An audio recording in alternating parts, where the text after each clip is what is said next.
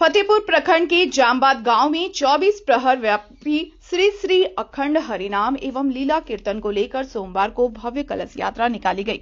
कलश यात्रा जामबाद गांव का परिभ्रमण करते हुए स्थानीय जोड़िया पहुंची, जहां नियम पूर्वक कलशों में पवित्र जल भरकर पुनः यात्रा कीर्तन स्थल पहुंची।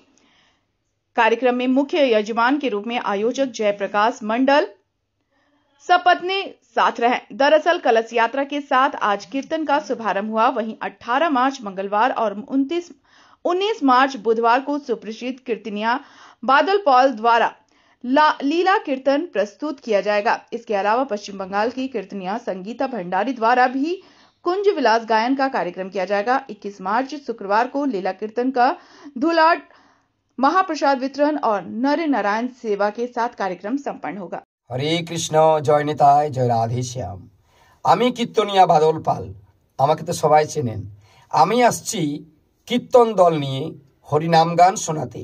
आगामी बांगला 4 এবং 5 চৈত্র 18 मार्च এবং 19 मार्च रात्रि 9টা থেকে আপনাদের এলাকায় ফতেপুর থানা অন্তর্গত টিকে গ্রাম পোস্ট অফিসের আন্ডারে গ্রাম জামবাদ গ্রামের একজন কৃষ্ণ অনুরাগী মাননীয় श्री जयप्रकाश मंडल महाशयर आमंत्रणे परिचालनाय आছেন जयप्रकाश मंडल महाशय।